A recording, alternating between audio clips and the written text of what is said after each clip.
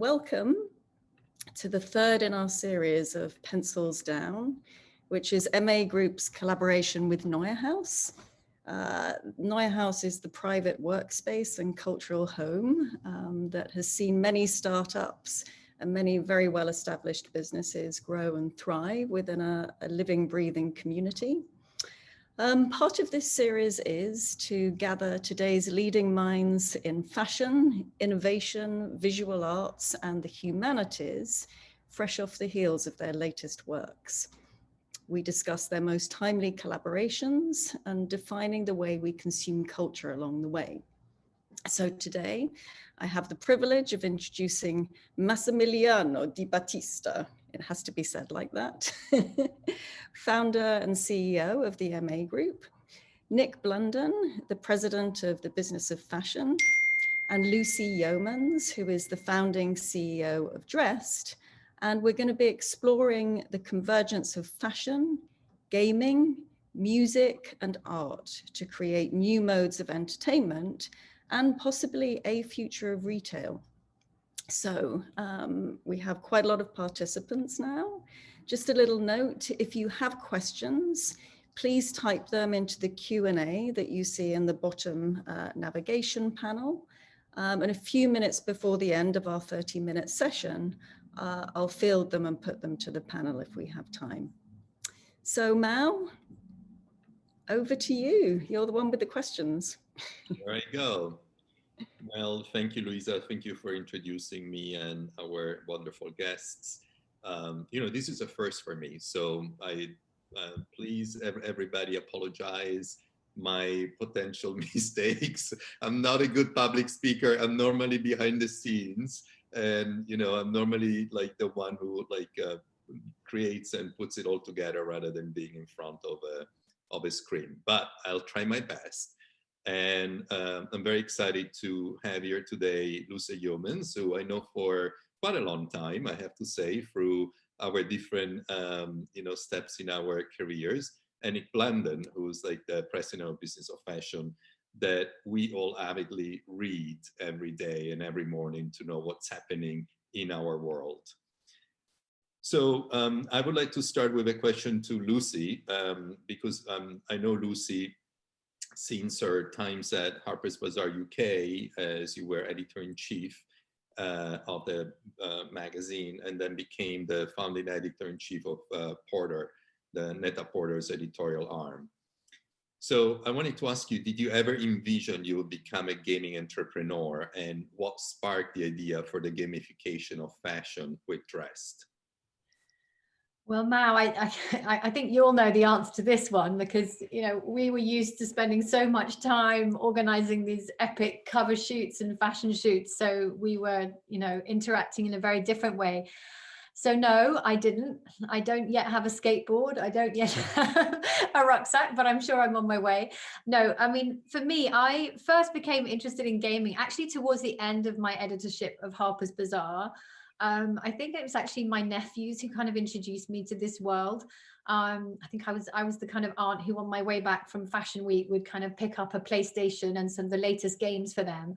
And I remember I think they were playing the Harry Potter game at the time. And I remember just thinking it was this extraordinary world. It was literally like this beautiful recreated world. It was almost like going on to like the set of like an Alex de Bataille show or something. It was so beautiful and so all-consuming. And I just kind of became rather fascinated by it. Also noting that there wasn't very much out there for young women and girls to play at the same time. But that was quite a while ago. Then interestingly, when I kept getting fascinated by it. And then I was actually invited on Facebook to play by quite a few friends started inviting me to play this game called Farmville. And they were people like I knew and respected. They were kind of interesting people like in our world. And I was like, what is this thing? And I found myself getting rather compelled to play this kind of game where I had to kind of create my own farm and strawberries and everything. And I remember thinking, God, this is quite a compelling experience, and it's very interactive, and there's community and all these kind of elements. And I remember thinking, wow, wouldn't it be amazing? Wouldn't fashion is ripe for the story, the narrative, the competition, the identity, the world.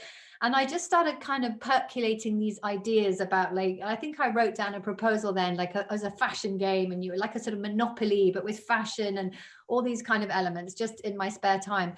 And then interestingly, when I was at Net-a-Porter, I was, and obviously during that time, so many changes in fashion, the development of social media, all these kind of different elements. But I kept finding that brands were coming to us and saying, how do I reach this new audience? How do I, I've got millennials, Gen Zs, they're not completely content with the traditional fashion content experience. They want something where they have more agency, where they're part of the dialogue. And then I started thinking, wow, that's exactly what gaming does. Gaming allows you to have your say, allows you to have agency. And so for me, I suddenly thought, gosh, there's actually a huge amount of similarity between these worlds. And also the interesting thing about gaming is that you create an environment that's actually quite controlled. So you're creating a kind of universe that's controlled, but then within that you have agency. Now, all of us have worked closely, and Mao, you and I have worked very closely with luxury brands on specific projects, etc. Luxury is about having a control of the environment, and then we know how to operate within that and create within that. And I thought, this is so exciting. This could actually democratize that luxury fashion discovery experience. And another moment for me also, I think, was standing, like, I think it was just after my husband proposed, and in Rome, and we were standing on the Spanish steps, and I was looking down, and there's a Gucci store right at the bottom, and I saw all these people lining up, and I thought, I don't know if we're making content that speaks to all those people that have this aspiration around this brand. And so for me, gaming was a way to kind of, gaming for me was a way to kind of democratize that experience, to give agency, and really to open up that world of fashion to others. And obviously, as any of us who've had young children through the pandemic know, that display is the best way of discovering, being part of a conversation, having agency, having a role in it. And that is exactly what gaming allows. So it allows you to take the content experience from a one-way experience to a two-way conversation. And that excited me as a content maker.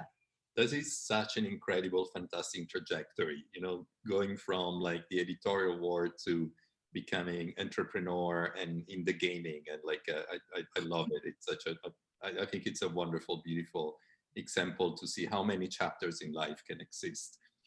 And now coming on to you, Nick, I'd like to quickly introduce you. You have background in advertising as managing director and CEO of ad agency and various executive titles at the Economist Group.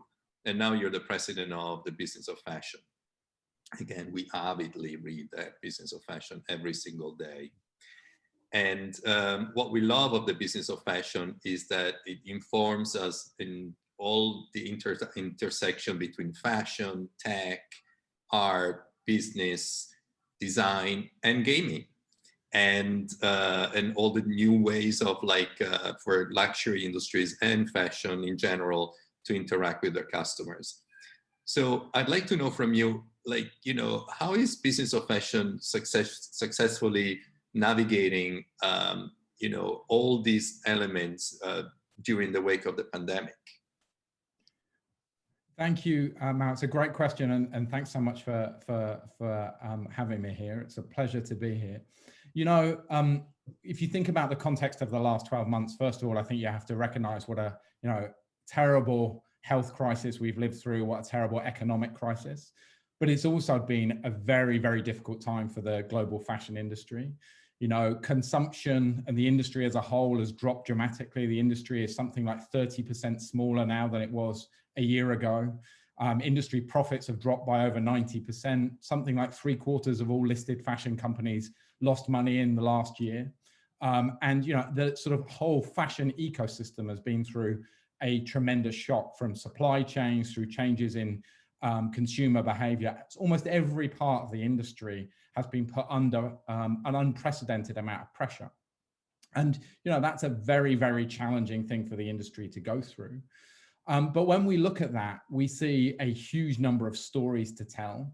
Amongst all of that chaos, it is very clear, I think, from our vantage point, that the future fashion industry is going to look very different from the industry that came before. and that the sort of, you know, the sort of model of success, if you like, the playbook for fashion companies that probably has remained roughly the same for the last 20 or 30 years, needs to dramatically shift as we start to look beyond the pandemic. And, you know, when we look at that, we think there is an opportunity to build a better fashion industry coming out of this pandemic, not just a new fashion industry. The fashion industry is extraordinary. It's was a $2.6 trillion industry, incredibly creative, you know, incredibly successful businesses born out of that industry over the last 50 years. But it also has some huge challenges to address around sustainability, around diversity, around inclusivity.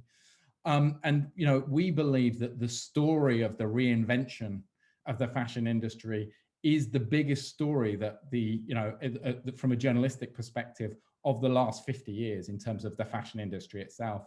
You know, and BOF was actually born out of a recession.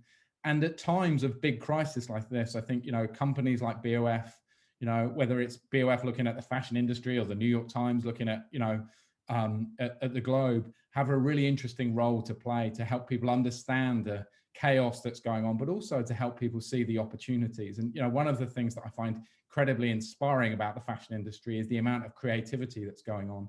And amongst all of this challenge, there are really, really, really interesting innovations. I mean, Lucy is a shining example of this. Incredible innovation going on in the industry, as you say, at the intersection, not just of fashion, but the intersection of fashion and technology and fashion and art and fashion and gaming. And so there are just so many stories for us to tell that it's also an incredibly interesting time to be looking at the evolution of the fashion industry.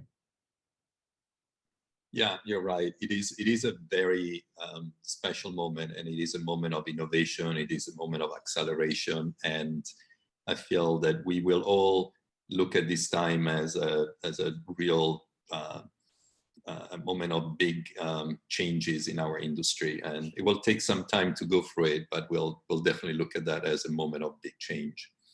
So I'd like to go back now to Lucy and talk quickly about Drest. So Drest users are presented with a goal of becoming a top fashion stylist via challenges like dressing clients for the Met Ball or styling supermodels for a fashion shoot. Finished looks are then submitted to a community homepage where users can rate them, and the best receiving virtual prizes. Can you tell us more about the purpose of functionality of the app and the game? And as well, can you tell us about your partnership with Farfetch and what does that mean? You're muted. Muted, sorry. I caught myself. Yeah, I mean, it's so interesting. I think, you know, Nick raises a lot of points, a lot of the challenges. For me, I get excited when we can, you know, I've always been, and Mao, you know this about me as an editor, I always kind of put my women at the center of everything I did when I was editor of Bazaar. I always wanted to give her something. And I feel like for me, I just want to be where the consumer is. And for me, like with Drest, really what I wanted to do is democratize that experience. I have had the most incredible career in this industry. It's amazing. I've had access, worked with the best brands, you know, had incredible encounters with designers, heard their stories, etc. It's an incredible world to be immersed in. And what I really wanted to do with Drest was to give that sense of all those amazing creative aspects of our industry to our users and to allow them to sort of do it. So for example, as a magazine editor, I had top stylists, top photographers, brands, hair, makeup, all those kind of elements. And I was always amazed, actually. There were certain blogs whenever we did a cover and we'd have the community would come out and say, God, I would have done it like this. I would have done it like this. And I wanted to harness all that creativity that was out there, all that love of fashion, that aspiration of fashion. And we talked about it the other day, that sense of allowing people to discover through play. So when people come to Drest, they come into a newsfeed, which looks very much like a sort of Vogue.com or an Elle.com. It will have stories of the day, if it's the Met Ball, if it's the Valentino show that's just happened in Rome, or whatever kind of amazing moment that's happening in fashion, or just a big trend that everybody's talking about, or a product launch from a brand. And they'll get the story rather than like they consume their news story. But then rather than leave them with the story, we say, okay, so now you've read the story, here's the product, now go and show us what you can do with it. And it's that sense of, it's incredibly tactile, it's incredibly immersive, and also it means we can move people around our, you know, our curation of fashion in a very sort of smart, clever way, but it leaves them with the ability. So people can come in, they can either do a photo shoot or they can create a mood board. This is my mood board behind me here, which I created. I know we're going to talk about Hey Riley a little bit later, but using some of the assets from there. But really it was that sense, you know, I was always, you know, I'm a fan of social media and I love what it's done to the world. But what I was interested here was that I still feel that while that group of curators in the industry is, you know, it used to be just a few editors and stylists who had the ability to say what was in fashion, and everybody saw the world through their lens. Obviously, with social media, that group was widened, but you still had to either have access to the brands or you had to look a certain way. And what excited me here is that through the virtual, from the virtual rendering of the real, we could effectively allow everyone to come and access this world and get creative in this world and discover brands through play, through styling, through virtual try on. And so people come and they get given these tasks to style shoots, as you say, that they create their looks. They've got a series of, I always call it like the editor's run through. Have you used the Armani jacket? Have you done this? You know, very much everything we do in Drest is based in real. We had a problem this morning about something, and I said, think about what we do in real fashion world. I always take it back to the beginning. And so really it's a chance for people to feel like they can step into this world. We have this, when I was always pitching this piece, my other half actually said to me, so God, I was doing it actually, I think it was Patrick Stewart's agent of all people I was telling Drest to, and he said, this is so complicated. So what, everything in the game is real. And then, you know, it's real brands, real people, real models. And, you know, he got so confused. So I had to come up with a terminology, which is RVR. So everything in Drest starts in the real. It's the product live as it drops into Farfetch, which I'll come on to in a minute. The models are real. The talent is real. We put them in real life locations, etc. It's all in real time as fashion is happening. We then spin it up into this beautiful virtual space, which is sustainable, it's scalable, it's controllable in that sort of the codes of luxury. It respects those codes of luxury, but also allows people to come, discover and play in a safe, sustainable environment. And then at the end, there's a potential real world outcome. We have everything that you see in Drest is available to buy either via our partnership with Farfetch or from the brands directly themselves. And so there's an ability at the end of the process that people can add something to basket. They can go through and explore on the brand's website, or it may just be as one of the pieces that that's interests me is that sort of, you know, the fact that we're looking after that, you know, we're driving and growing aspiration in the customer of the future, and people are really developing brand affinities. We can see it very clearly in the game. Players find their brands, they discover their aesthetic through play and through this experience. So so when we started this, I went to Farfetch actually. Natalie Massenet obviously was there at the time, and Stephanie Fair, who's the COO, was there. So I met with that team. Farfetch are obviously incredibly innovative. The way that their system works means that we can actually pull the product through from their site in a way that most e-commerce sites can't, which is exciting.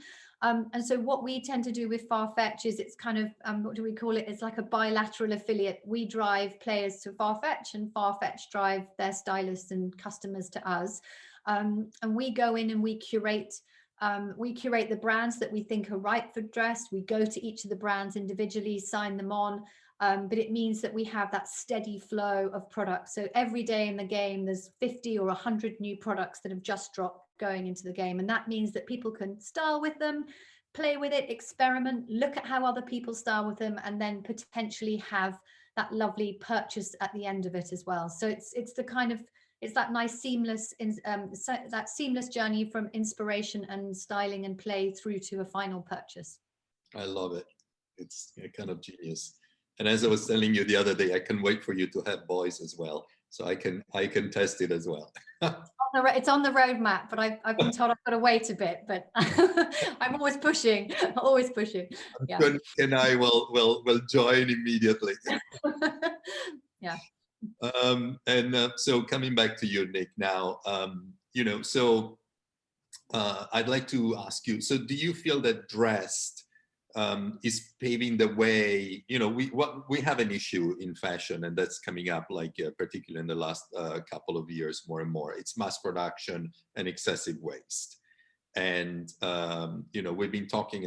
This is an issue of our industry. It's become a political issue. And do you feel that Drest can pave the way to designing and styling virtually, with items then being created to order, and therefore potentially cutting down on overproduction? Do you think this might lead into like a new ways of consuming fashion that is less about overproduction? Yeah, I do. And just to put that overproduction issue in context, because it is a huge issue. And I talked earlier about the sort of, reinvention of the industry. I think that sits at the very heart of it. And just to give you a context, this isn't something even that the pandemic has introduced. Even before the pandemic, something like only 60% of garments produced in the fashion industry were sold at full price. And that led to, huge amounts of waste and billions of dollars of lost revenue as well. And of course, the pandemic has made that worse and made it more acute. But this overproduction and overconsumption issue has been something that the industry has been grappling with for some time. And I think, the pandemic has just increased the urgency with which it needs to be solved. So when we look forward, 2021 and beyond, and think about predictions for how the industry will change, clearly that's one of the things that we're looking at. And we believe that fashion brands across every segment and every geography will need to look very carefully about how they can change their business models so they are not reliant solely on more and more consumption to drive growth. And in that context, you look at services, digital services like Drest and others, as playing an important part in that. And I don't know the ins and outs of Lucy's roadmap with Drest, but certainly you look at where it is now and you see that it plays, an important role in enabling people, one, to play with fashion without necessarily having to buy it, and it's, as I've said to Lucy, it's very addictive. But you get an opportunity to sate your passion for playing around and styling fashion without necessarily having to buy the products. Of course, you can buy the products as well, but also, it gives you the opportunity to try things, to style stuff, and decide on what you want. So I'm sure if you're Farfetch, that is interesting in the context of returns, but also if you sort of play forward how these things might play out. And I know Lucy talked about the fact that it's real, virtual to real, but one might see a world in which fashion companies use services like Drest to try, to test products before they even make them. So they can model demand. And, there are other ways of modeling demand using AI and that kind of stuff, but that's a really interesting play. And then of course, you can also see a future where services like Drest play a role in sort of the made to order model that I think increasingly, if fashion is to solve the sustainability issues that so plague it, made to order is going to have to become a much, much bigger part of the fashion industry. And, clearly, if you sort of project forward, I can see Drest and services like that playing a really, really important part in driving that, made to order part of the fashion ecosystem. So, this is the kind of innovation I think that is really central to a better future for the fashion industry. Yeah. And Mao, just to add to that we're already working with a couple of brands who are looking, as Nick suggested, smartly suggested, is actually trying the prototypes out, trying the different colorways, seeing where product resonates in different territories. It's really, really interesting. Some of the brand partnerships that we've done, we work closely with brands like Gucci, we just did our first product partnership last week. They're already starting to see trends in different countries. And I remember years ago going to like a Saint Laurent collection, and they put this whole collection and slightly skewed it for China, I think, and actually it completely bombed, and it wasn't what that audience wanted. So this is a way for people to kind of test products in markets, see which demographics they resonate with, and hopefully, as Nick said, do that prior to production so that they can really look at making sure that they're delivering exactly the product that's going to resonate in that market and stop this horrible challenge of overproduction that we all know is a massive problem for our industry. Now, I've magically reappeared just to say that we have 3 minutes. I know. But we can go over for a little bit. So over a little bit. Yeah. Okay, good. Because there are a few more things. I mean, this half an hour is gone like by in a second. So, and there are a few more touch points that I wanted to discuss all together. One with you, Lucy, is actually about our collaboration, because we work together with one of our talents, Hey Riley, who is like is a magnificent, irreverent, incredible artist. And you decided to actually work with him to create animated assets and logo for Drest, and as well as like James Lavelle, who did the sound. So how has this been received by your by your customer base? Oh, they absolutely loved it. We worked with Hey Riley, who is just magical, and he was so perfect for us because he's got this irreverent, modern, humorous, but it's just a brilliant voice. And obviously, you know, I'd seen a lot of his work from Gucci, Fendi, all of his clients. It was fun, and it was playful, and it was entertaining. And that's why, you know, I'm very fortunate to have a lovely creative director, Jay Hess, who I know worked closely with Hey Riley on this. But, you know, it was a big step for him. Suddenly we were launching 6 supermodels in the game. He was working with avatars of Natalia Vodinova, Iman Haman, Marina Sheikh. You know, it was definitely a learning journey for us all. But what he created was magical. He creates universes and worlds. And actually, I was interviewing a candidate for a big technology strategist in our team yesterday. And it was as if I was having a conversation with Hey Riley. Sometimes I find everyone thinks that like the technology team and the engineers and the art directors are going to be like this, and actually often they have a lot of the same attributes. They're dreamers, they're delivering these incredible worlds, and that's why Hey Riley was so much fun for us. The supermodels absolutely loved it. You know, we're also taking them out of their comfort zone. They're turning into avatars. We're changing their outfits. We're styling.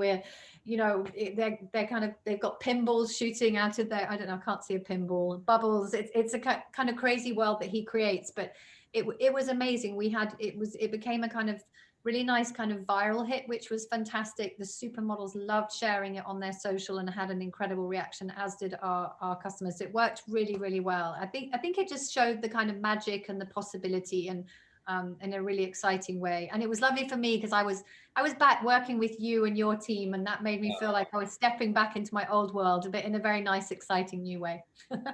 We were very excited as well. This is a question for both of you, and it's actually about you know, the wonderful element about working with technology is that we get a lot of data out of that, and something that surprised me is that 63% of mobile gamers are women, and you know, and many of them you know, they want to move beyond the classic solitaires or cards gaming. And so is gaming going to be the new retail experience? And you know, it's like, it's unbelievable. I mean, to me, I always thought that gaming was more of a male you know, approach rather than female. It doesn't look like that. How is this going to change our industry? And like I'm really curious from both of you, like from you, Nick, like, you know, you must be reading and seeing a lot of data all the time. And, you know, how is, like, what's the future of retail and gaming and e-commerce and all of that? I know it's a big question, but maybe just give us a quick hint from your side. Yeah, it's a really fascinating area, and it is a massive topic. You know, I think one of the things that one has to think about, that, you know, for a lot of people, shopping historically has been entertainment, and gaming is entertainment, and you put those things together, you know, then suddenly you think about this and this isn't such a big leap. But, you know, clearly, you know, one of the things that the pandemic has done is accelerated the digitization of the fashion industry. You can see it in retail, huge shifts from physical retail to digital retail, to e-commerce. Of course, one of the challenges historically with e-commerce is it's been very transactional. You know, you think about what Amazon does brilliantly is the transaction.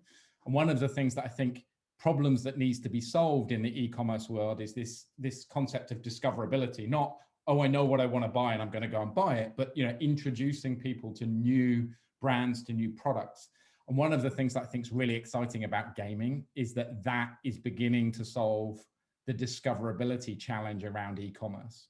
And I think, that will, along with the natural shift from physical retail to digital retail or to e-commerce, and then you add in gaming as this solution to this discoverability issue, means that I think gaming, fashion, e-commerce, retail are all coming together in really, really exciting ways. So, I'm not one of those people who thinks that physical retail is entirely dead, but I do think that, when you bring together the intersection of e-commerce and gaming, it will turbocharge, the shift of the industry further and further towards e-commerce. Yep.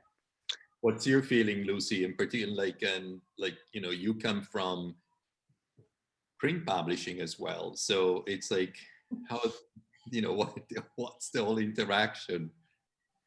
Yeah, I mean, I think it's all about fun. It's about agency. It's, gaming for me, I see gaming everywhere. I see social media as a game. I see people, or, in a way with social media, what excited me was that you had all of these different lenses on the world of fashion, or the different worlds that social media obviously permeates. But for me, it's like you create an image. How many likes do you get? How many, how often do we sort of, it's like you think, do I post this image or that image? Which one's going to resonate more?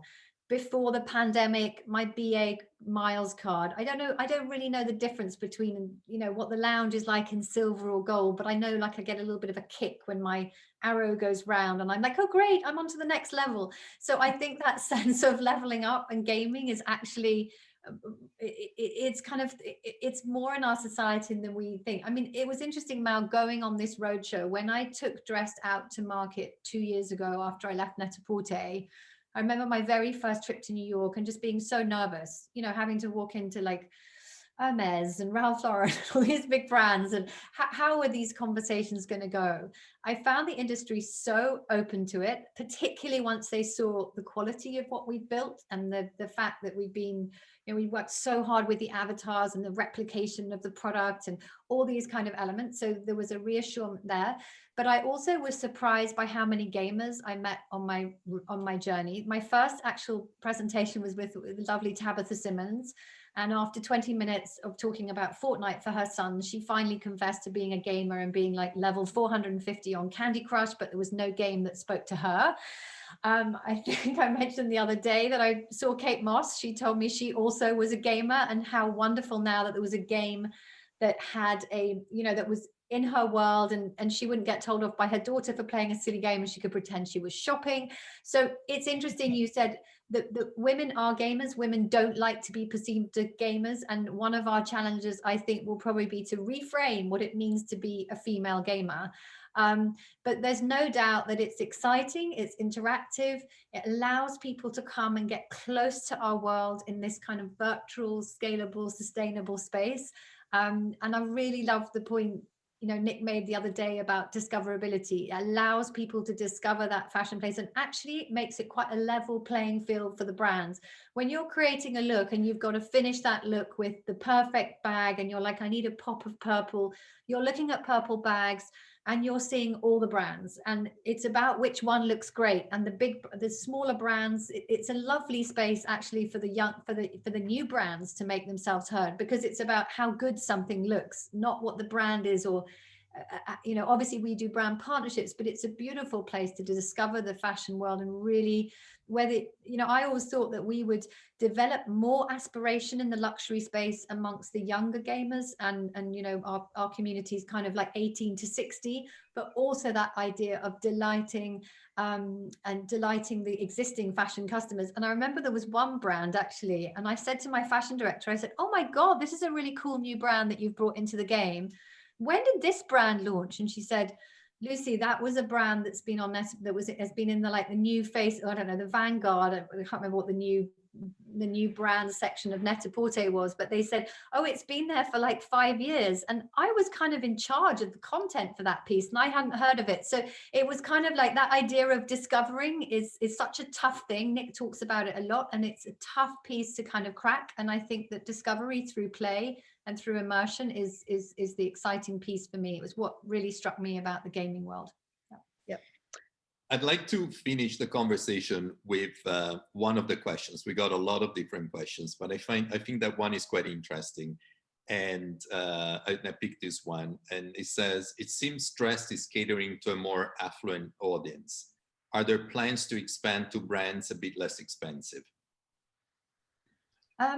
It was interesting actually, because at the very beginning, I had a couple of people in the industry saying, are you sure this is right for luxury? Are you sure this is the right space you want to be in? Should you be doing something with ASOS? Should you be operating in a different space? I think about gaming. Gaming has a kind of way of there's so much aspiration in the brands and the dreams and the fantasy. And for me, the luxury fashion space has all of that aspiration that we can really play to in that gaming narrative. When you're leveling up, you're progressing, you want to be going for the very, very best. So I am very comfortable in that fashion space, but definitely once we have the luxury fashion piece, you know, we've had quite a lot of outreaches from people in the more kind of mid-market space, and I think there's opportunities there. But for me, it was the fantasy and the kind of you know, gaming is about, it's about your identity and where you want to be and being a superhero or being a super stylist. So for me, the luxury, it really fit well with that luxury fashion experience. So that's what excited me. But yes, there's lots of there's plans for other models as well, Mal. Yes. Good, great, wonderful. Great. All right, so we are almost 10 minutes over, but that was a very rich 10 minutes. I'd just like to add in one thing that we didn't get to, which is about just the sheer kind of creativity, the fun aspect, and the serotonin like spike that you get when you game. So sort of coincidentally, as I was prepping for the next webinar, which is with Kristin Lee Mullman, one of MA's photographers, and there is an article about her on Business of Fashion. She said it was the best piece of journalism she had experienced personally. She said that during the pandemic, she had an epiphany, this special moment when she realized she had to move from photography into film, and it was when she was gaming. So, you know, I think that there's something very rich there, that enabling yourself to have those moments of play and just freeing your mind can actually, you know, with the removal of stress, it can really help you move into a different phase or, you know, something really quite magical. So a couple of questions were, are we recording this session and will it be sent out? The answer is yes. Probably within a week, we'll do a little bit of editing, and it will be on MA Group's YouTube and LinkedIn channels as well. So I'd like to thank everybody for joining. Especially I'd like to thank Mao, Lucy, and Nick.